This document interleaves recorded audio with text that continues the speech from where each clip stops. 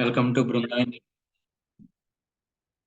మనం ఈరోజు current affairs మీద కరెంట్ అఫైర్స్ 1/4/2024 ఏప్రిల్ 1/2024కి సంబంధించినటువంటి కరెంట్ అఫైర్స్ చూద్దాం. ఇవి మీకు RRB, APPSC, UPSC, IBPS exams లో కరెంట్ అఫైర్స్ అనేది కీ రోల్ పోషిస్తుంది కాబట్టి వాటి గురించి చెప్తున్నా. అంటే ఏ రోజుకు ఆ రోజు ప్రతిరోజు కూడా కరెంట్ అఫైర్స్ మన ఛానల్ తరపున అందించడం జరుగుతుంది. ఇంకా వ్యూయర్స్ ఎవరైనా మన ఛానల్ సబ్స్క్రైబ్ చేసుకోకపోతే కనుక సబ్స్క్రైబ్ చేసుకోండి. సో ఫస్ట్ టాపిక్ ఏంటి అంటే ఇక్కడ తోకచుక్క. తోకచుక్క అంటే ఇంగ్లీష్ లో కామెట్ అంటారు. తోకచుక్క అంటే కామెట్ అంటారు. మీరు జనరల్ గా హేలీ తోకచుక్క అనేటువంటి దాన్ని విన్నారు. హేలీ తోకచుక్క దానిలాగానే ఇప్పుడు ఉన్నటువంటి ప్రజెంట్ ఏంటి అంటే 12P పోన్స్ బ్రూక్స్.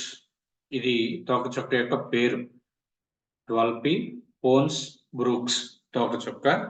దీన్ని మదర్ ఆఫ్ డ్రాగన్స్ అని అంటారు. మదర్ ఆఫ్ డ్రాగన్స్ అంటారు. ఇది ఎందుకు ఇప్పుడు కరెంట్ అఫైర్స్ లో చేరింది అంటే ఇప్పుడు ఈ ఏప్రిల్ నెలలో ఈ యొక్క డెవిల్ ఈ మదర్ ఆఫ్ డ్రాగన్స్ అనేది ఉంది. సో ఇది ఏప్రిల్లో ఇప్పుడు కనపడుతుంది కాబట్టి ఇది కరెంట్ అఫైర్స్ లో చేరింది అనమాట. సో దీని పేరేంటి అంటే 12P పోన్స్ బ్రూక్స్. ఓకే, దీని యొక్క పేరు, దీన్ని ఇంకొక పేరు ఏంటంటే మదర్ ఆఫ్ డ్రాగన్స్ అని కూడా అంటారు. 12P Pons Brooks, mother of dragons అని కూడా అంటారు. ఇది 71 సంవత్సరములకు ఒకసారి భూమి మీద నుండి కనిపిస్తుంది. 71 సంవత్సరాలకు ఒకసారి భూమి మీద నుండి కనిపిస్తుంది. అంటే హేలీ తోకచుక్క లాగానే. ఎక్కడ నుంచి బాగా దగ్గర కనపడుతుంది అంటే మనకి ఉత్తరార్ధ గోళంలో నుంచి కనిపిస్తుంది. నార్త్ పోల్ రీజియన్స్ నుంచి. ఓకే, దీని వల్ల ఈ యొక్క 12P పోన్స్ బ్రూక్స్ అనేటువంటి తోకచుక్క వల్ల నవంబరు, డిసెంబర్ లో జరిగేటువంటి వార్షిక ఉల్కపాతాలకి ఇదే కారణం. Okay, so 12P Pons Brooks తోకచుక్క వల్ల నవంబర్, డిసెంబర్ లో జరిగేటువంటి వార్షిక ఉల్కపాతాలకు వస్తాయి. దీని కారణం. అందుకని దీన్ని ఏమంటారంటే డెవిల్ కామెట్ అని కూడా అంటారు. ఇంకొక 2 పేర్లు ఉన్నాయి ఇక్కడ చూడండి. 12P పోన్స్ బ్రూక్స్ తోకచుక్కని మదర్ ఆఫ్ డ్రాగన్స్ అని అంటారు, డెవిల్ కామెట్ అని అంటారు. ఈ డెవిల్ కామెట్ డేట్ వచ్చేసరికి 21 April 2024. Important bit. Devil comet date 21 April 2024. ఇది దీనికి సంబంధించినటువంటి కరెంట్ అఫైర్. నా నెక్స్ట్ ఇంకొకటి, ఈ 1 ఏప్రిల్ 2024 నుంచి సెంట్రల్ గవర్నమెంట్ 1 వెహికల్ 1 ఫాస్టాగ్, ఒక వాహనం ఒక ఫాస్టాగ్. అంటే జనరల్ గా మనకి టోల్ గేట్ దగ్గర మనకి అమౌంట్ అనేది పే చేయకుండా ఫాస్టాగ్ అనేది తీసుకొచ్చారు. అంత ముందు వరకు ఏంటంటే ఒక వెహికల్ కి నెంబర్ ఆఫ్ ఫాస్టాగ్స్ ఎన్నైనా తీసుకోవడానికి అవకాశం ఉండేది, లేదా ఒక ఫాస్టాగ్ తీసుకుని దాని మీద నెంబర్ ఆఫ్ వెహికల్స్ కి అయినా కానీ అవకాశం ఉండేది. కానీ ఇప్పుడు ఏంటి అంటే మార్చి 31 తో దానికి ఎండ్ అనేది తీసుకొచ్చేసారు. End for one vehicle 1 FASTag కి ఎండ్ అన్నమాట.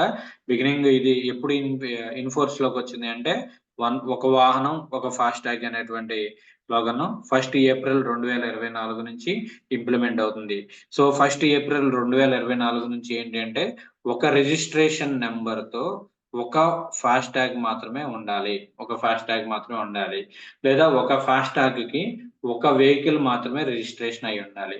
సో అదే దాని యొక్క మోటో అన్నమాట. 1 vehicle 1 FASTag implemented from 1 April 2024. Important bit. Next ఇంకోటి ఏంటి అంటే ప్రజెంట్ న్యూస్ లో ఉన్నటువంటిది బంగ్లాదేశ్ పబ్లిక్ బాయ్కాట్ ఇండియా అనేటువంటి స్లోగన్ ఒకటి తీసుకున్నారు. బాయ్కాట్ ఇండియా అంటే ఇండియాలో సంబంధించిన ఇండియా మ్యానుఫ్యాక్చరింగ్ అయినటువంటివన్నీ కూడా ప్రొడక్ట్స్ ని కానీ ఇండియా నుంచి ఏదైతే దిగుమతి చేసుకుంటున్నామో వాటన్నిటిని కూడా బాయ్కాట్ చేయడానికి కొంతమంది డిసైడ్ అయ్యారు. ఓకే, సో ఇప్పుడు ప్రజెంట్ అక్కడ ఈ మూవ్మెంట్ నడుస్తుంది, బాయ్కాట్ ఇండియా. అయితే ఈ యొక్క అంశం గురించి బంగ్లాదేశ్ అనేది వార్తల్లో నిలిచింది. సో బంగ్లాదేశ్ ప్రధాని ఎవరు అంటే Sheikh Hasina. Present prime minister Bangladesh కి షేక్ హసీనా. ఈమె 4వ సారి గెలిచారు. ఓకే, నెక్స్ట్ ఆమె ఏ పార్టీ తరపు నుంచి వచ్చారు అంటే ఆవామీ లీగ్ పార్టీ అనేటువంటి పార్టీ నుంచి వచ్చారు. Awami league party. అయితే దీనికి ఇప్పుడు ఈ యొక్క బాయ్కాట్ ఇండియా అనేటువంటిది మేజర్ గా ప్యారిస్ లో ఉంటున్నటువంటి పినాకీ భట్టాచార్య అనేటువంటి అతను ఈ బాయ్కాట్ ఇండియా అనేటువంటి స్లోగన్ లో కీలక పాత్ర పోషిస్తున్నాడు. ఈ బాయ్కాట్ ఇండియా ప్రచారంలో కీలక పాత్ర పోషించేటువంటి వ్యక్తి పినాకీ భట్టాచార్య అనే అతను. బంగ్లాదేశ్ లో అపోజిషన్ పార్టీ ఏంటి అంటే Bangladesh national party, BNP. Actual గా ఈ బిఎన్పి కూడా ఈ యొక్క బాయ్కాట్ ఇండియాకి ఫస్ట్ లో సపోర్ట్ చేయలేదు, కానీ పబ్లిక్ యొక్క పల్స్ చూసుకుని బంగ్లాదేశ్ నేషనల్ పార్టీ కూడా ఈ బాయ్కాట్ ఇండియాని సపోర్ట్ చేస్తుంది. కానీ ఈమె బంగ్లాదేశ్ ప్రధాని షేక్ హసీనా ఈ యొక్క భారతదేశంలో తయారు చేసినటువంటి శారీస్ ని ప్రమోట్ చేస్తూ, అంటే దీని యొక్క బాయ్కాట్ ఇండియాని అపోజ్ చేస్తున్నారు. బంగ్లాదేశ్ ప్రధాని బాయ్కాట్ ఇండియా అనేటువంటి స్లోగన్ ని అపోజ్ చేస్తున్నారు. వెరాజ్ ఇక్కడికి వచ్చేసరికి ఈ BNP party, Bangladesh national party వచ్చేసరికి ఈ యొక్క బాయ్కాట్ ఇండియా స్లోగన్ ని సపోర్ట్ చేయడం జరుగుతుంది. ఓకే, ఇది ఒకటి బాయ్కాట్ ఇండియా సంబంధించి. నెక్స్ట్ ఇంకొకటి రిజర్వ్ బ్యాంక్ ఆఫ్ ఇండియా. మీకు తెలుసు కదా, రిజర్వ్ బ్యాంక్ ఆఫ్ ఇండియా ఈ 1/4/2024 1 ఏప్రిల్ 2024కి 90వ సంవత్సరంలోకి ఎంటర్ అవుతుంది. బిగిన్ చేసింది ఎప్పుడు అంటే 1/4/1935లో కలకత్తాలో రిజర్వ్ బ్యాంక్ ఆఫ్ ఇండియాని స్థాపించారు. రిజర్వ్ బ్యాంక్ ఆఫ్ ఇండియా ఎప్పుడు స్థాపించారు అంటే 1 ఏప్రిల్ 1935. Okay, April 1, 1935. ఇది ఎక్కడ స్టార్ట్ చేశారు అంటే స్థాపించింది కలకత్తా నగరంలో, కలకత్తాలో స్టార్ట్ చేశారు. ఇది 1/4/2024కి 90వ సంవత్సరంలోకి ఎంటర్ అవుతుంది కాబట్టి దాన్ని పురస్కరించుకుని 90 సంవత్సరాల స్మారక ఉత్సవం అనేది కండక్ట్ చేయడం జరిగింది. సో ఇప్పుడు present Reserve Bank of India యొక్క హెడ్ క్వార్టర్స్ ఎక్కడ ఉంది అంటే ముంబైలో ఉంది. ప్రారంభించింది వచ్చేసరికి కలకత్తాలో, కానీ దాని యొక్క హెడ్ క్వార్టర్స్ వచ్చేసరికి ముంబై అనేది ఉంది. సో ఇది 90 సంవత్సరాలు కంప్లీట్ చేసుకున్న సందర్భంగా ఇది వార్తల్లో నిలిచినటువంటి అంశం.